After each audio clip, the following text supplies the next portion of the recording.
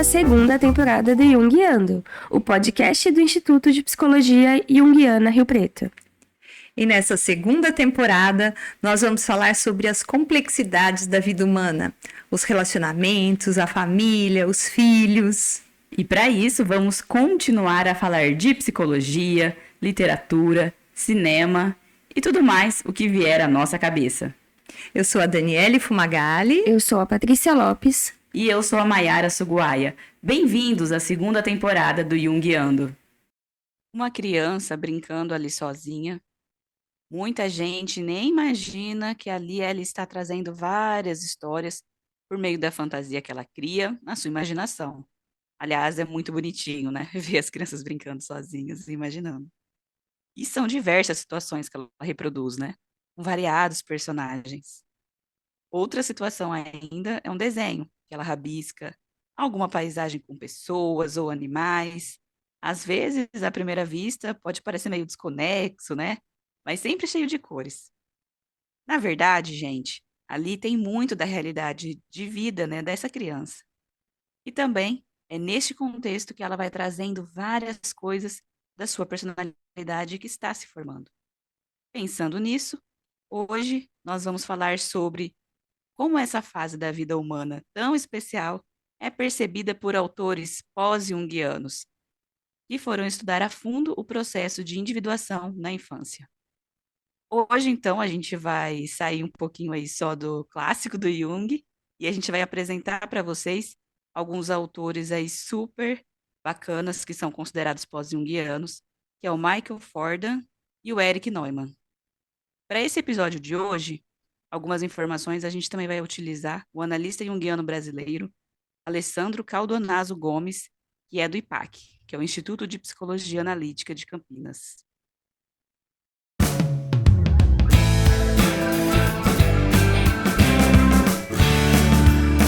E o que a psicologia tem com isso?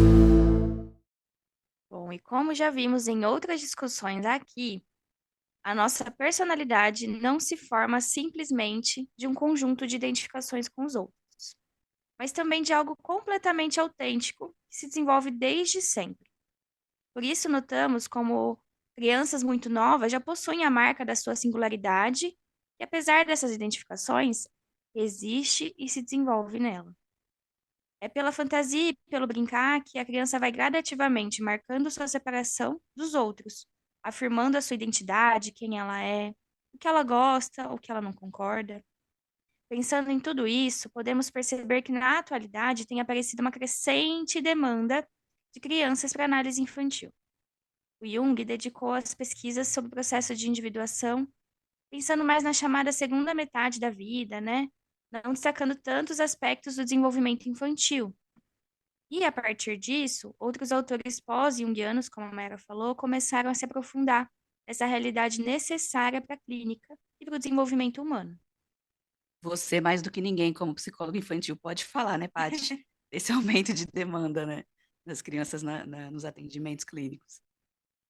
A gente vê hoje em dia que poucos atendem crianças até hoje, mas vem numa crescente tanto essa especialização com crianças, o atendimento infantil, mas que a demanda está aumentando muito mais do que a gente tem para oferecer, infelizmente, né? Mas eu acho que é uma tendência ter cada vez mais psicólogos atendendo criança, até porque acho que tem uma energia que vai aí, né? Que é tinta, é sujeira, é matuta de brincadeiras, que também envolve tudo isso, né? Então, é uma crescente, que eu acho que é positiva, mas que, como uma pós-junguiana aí também, que gosta muito desses autores que a gente vai discutir hoje, acho que tem tudo para se desenvolver e dar muito certo.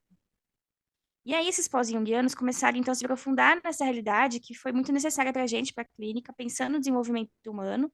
E a gente vai falar de um aqui, que é o Michael Fordan, que ele foi o primeiro analista junguiano a focar no desenvolvimento infantil e adaptar as ideias da psicologia analítica para as crianças.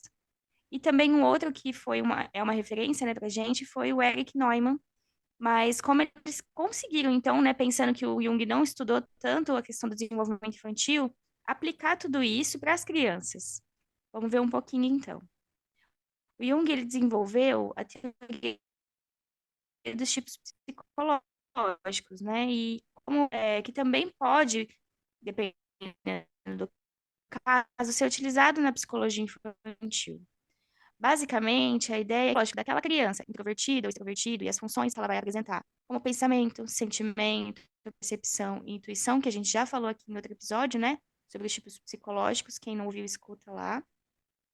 É possível, a partir disso, dessa percepção, criar um ambiente que ajuda ela a se desenvolver bem, evitando alguns estímulos que possam ser negativos para um desenvolvimento saudável dessa criança.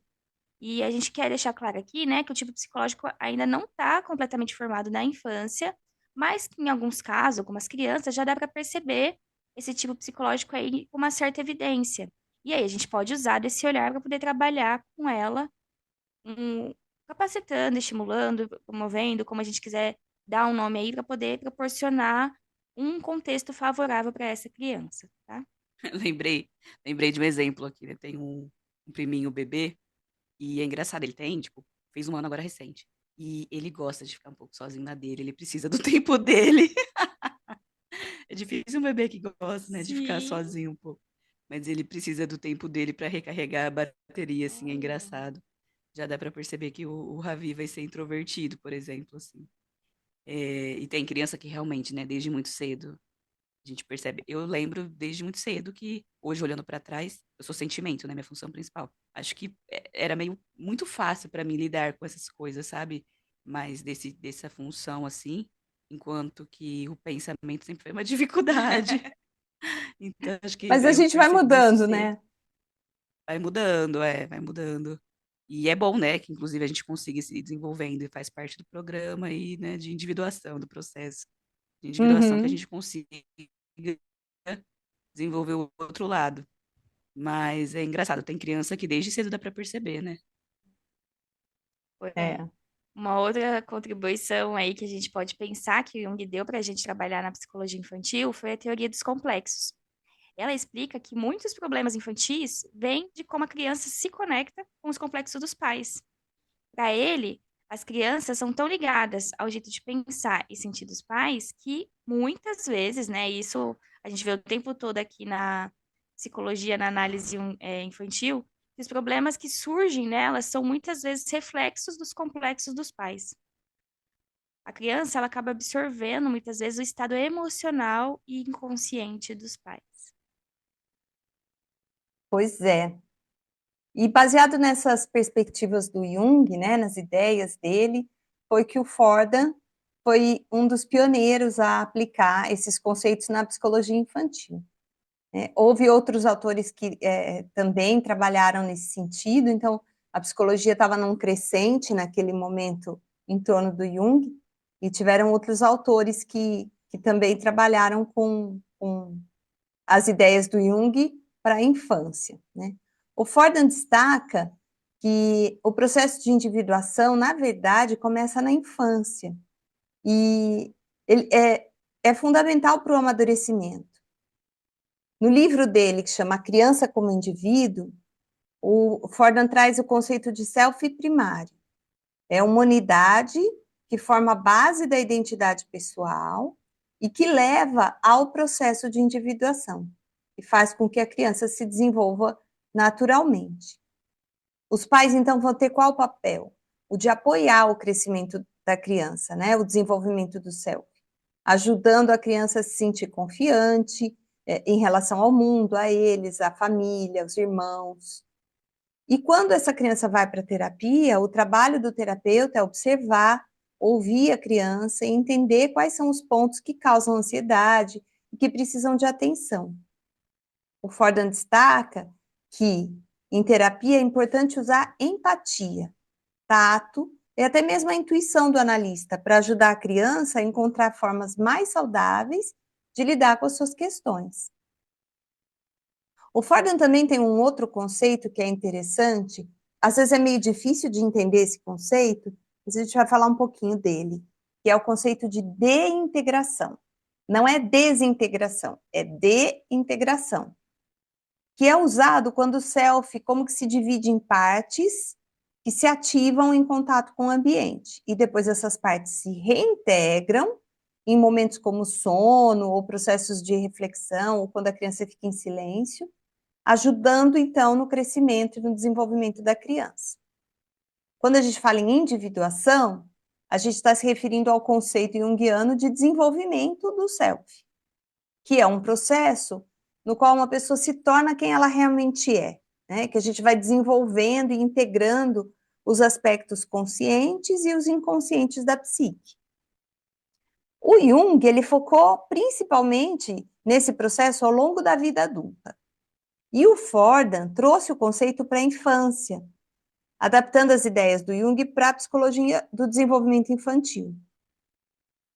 Mas, como que o Fordham via exatamente o processo de individuação nas crianças?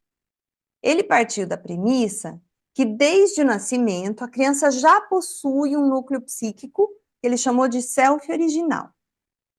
No entanto, para se adaptar ao mundo externo, interagir com as pessoas, com o ambiente, esse self precisa passar por um ciclo contínuo de transformações.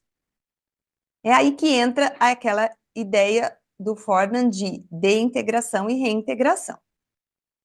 Em termos simples, a deintegração ela vai acontecer quando a psique da criança passa por uma espécie de separação temporária. Então, imagina que o self original, ele se fragmenta por um momento, permite que novas experiências e interações sejam assimiladas pela psique. Então, isso não é um processo destrutivo, mas é uma abertura natural para o mundo, para que novas informações, novas experiências entrem. E aí, em seguida, ocorre um processo que é chamado de reintegração, onde essas experiências são organizadas e incorporadas no self da criança, fortalecendo o seu ego, promovendo seu crescimento psíquico. Esse ciclo de deintegração e reintegração se repete várias vezes ao longo da infância, várias vezes ao longo do dia da criança, né? E ele é fundamental para a individuação. Se a gente for falar, isso vai acontecer nas pequenas coisas. Então, quando a criança passa por um momento em que ela está com fome, ela está passando por um momento de deintegração. Algo limitou o bem-estar dela. Ela saiu do equilíbrio. E aí, então, quando ela é alimentada e ela volta a se sentir bem, pronto, ela tem um tempo em que ela vai se reorganizar e saber lidar com aquela situação, que é um entrave do mundo, né? Para o bebê, isso é uma coisa importante. Para a gente que já aprendeu que é assim mesmo, que a gente tem fome, come, passa bem, então a gente já não liga mais para isso, né? São outras as nossas questões.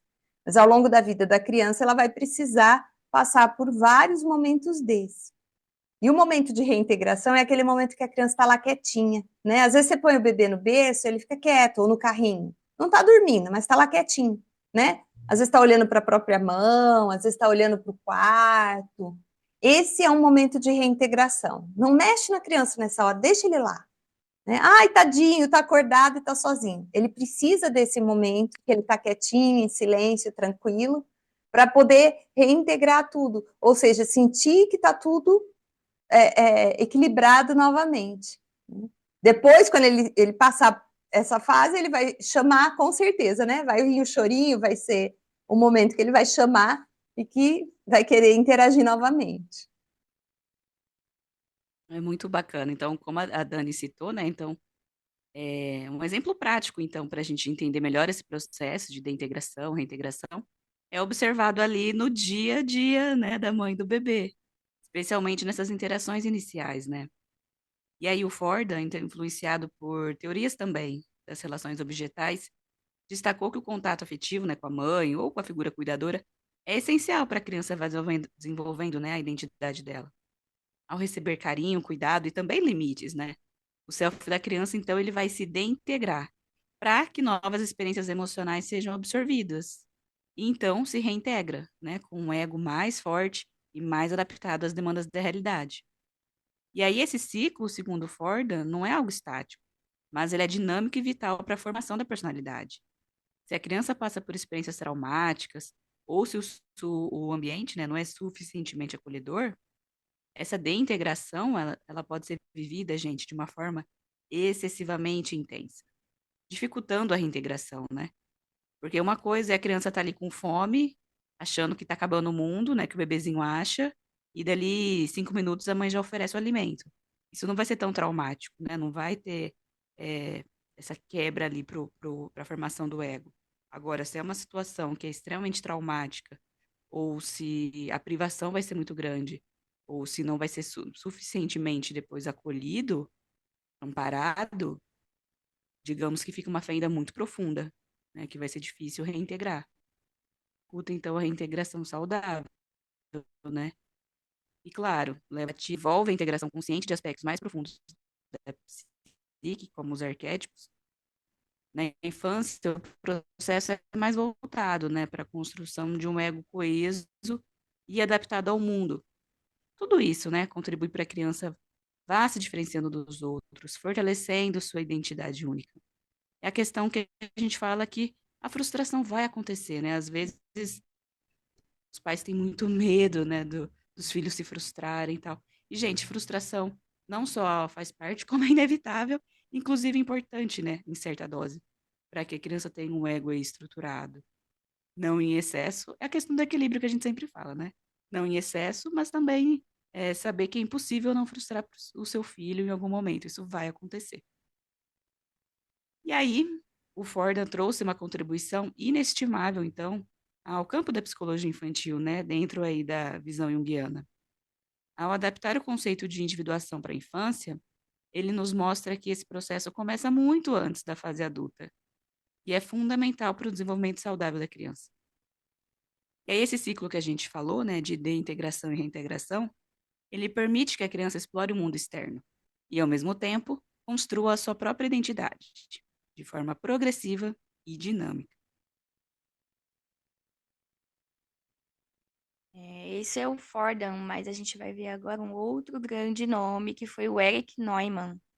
Ele relacionou, então, o desenvolvimento da consciência humana com os mitos. E um deles, o mito do herói, que mostra a evolução da consciência e que é super relevante para a gente entender a infância. Esse símbolo ele se conecta com o que Jung chama de jornada do herói, que a gente também já falou num outro episódio aqui do podcast. Para quem não viu, é só ir lá.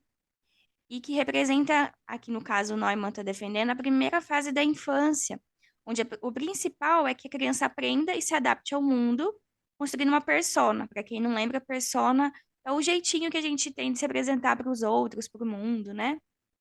E a visão que as crianças vão ter do mundo e a mitologia são tão parecidas que para o Neumann quase se confundem. Então, nesse início, a criança ela vai viver como se fosse uma espécie de realidade mitológica, onde o mundo interno é cheio de figuras animadas, e para ela o que acontece dentro e fora é praticamente a mesma coisa. Então, por isso que a gente fala que é tão importante a criança brincar, né? Porque ela está reorganizando muita coisa ali na brincadeira dela do que ela viveu no dia. Nessa primeira fase de desenvolvimento, por volta do primeiro ano de vida, segundo Neumann, é chamado por ele de fase urobórica.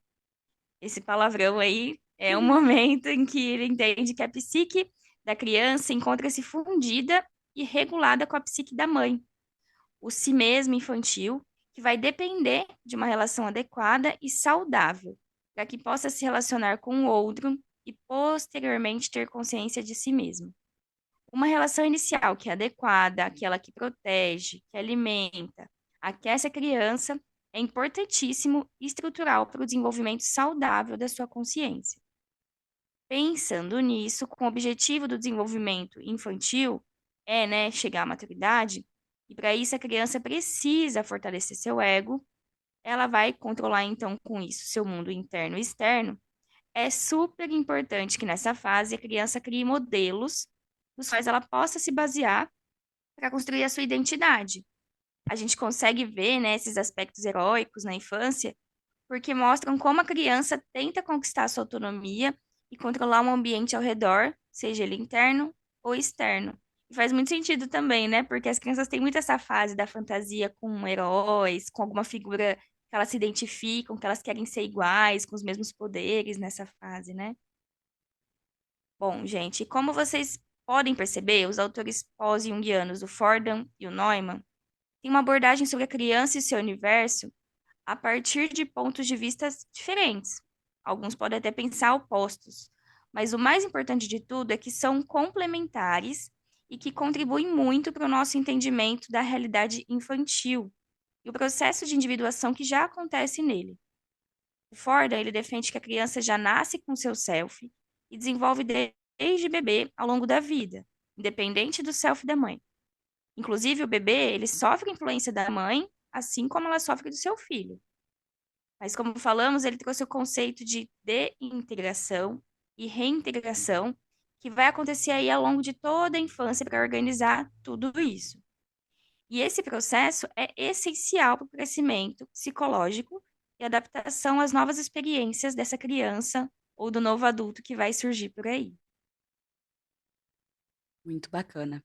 E já o Neumann, né, para fazer um resumo aí, a Paty falou do Fordham, o Neumann, ele, diferente do Fordham, ele vai entender que o self da criança, ele vai emergir do self da mãe, né? Então, é completamente dependente dela. Então, não vai ser uma coisa independente que já nasce a priori com a criança, igual o Fordham entende, né? E o Neumann, ele também é conhecido por sua teoria do desenvolvimento da consciência, na qual ele vai descrever, né, a evolução da psique humana desde lá de um estado indiferenciado até um nível mais elevado de individuação.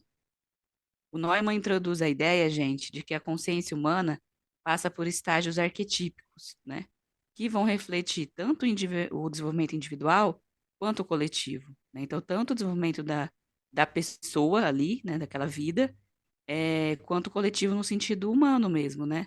Arquetípico, né? Os aprendizados que a gente teve como humanidade. Aproveitando aqui, vamos dar algumas referências teóricas de cada um desses autores para quem tiver interesse aí em se aprofundar. O Neumann tem um livro que se chama A Criança, como base aí para trabalhar esse tema, né? E o Fordham tem um livro que se chama A Criança como Indivíduo. Então, são duas ótimas referências aí para quem quiser se aprofundar nesses estudos, combinado? E aí, pessoal, apesar dessas diferenças, né, entre os dois aí teóricas, podemos pensar, né, que a partir deles, desses autores, a gente consegue entender algumas possibilidades de olhar para a criança, né? E como podemos intervir de modo a auxiliar no seu desenvolvimento saudável. Porque, afinal de contas, esse sempre vai ser o objetivo, né? Seja dos pais, seja do psicólogo. E ambos os autores enriqueceram a psicologia junguiana, trazendo novos insights sobre a psique humana e oferecendo diferentes formas de compreender o desenvolvimento psicológico e a individuação. É importante salientar aqui que o processo de desenvolvimento acontece a vida inteira, né? Apesar de nós dividirmos em fase da vida, a gente tenta ser didático, né? Mas o desenvolvimento acontece a todo o momento. Vamos nos lembrar disso. Estamos sempre nos desenvolvendo.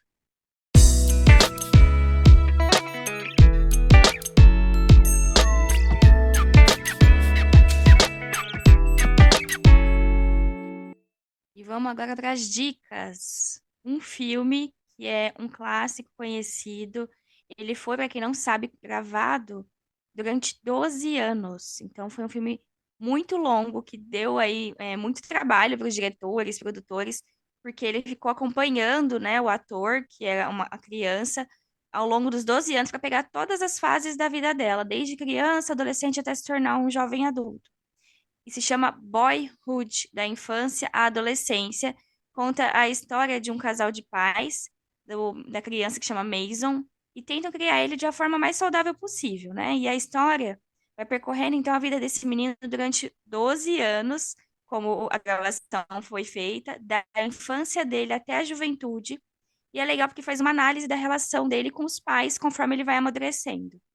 É muito legal, fica a dica aí, gente. O que isso significa para você?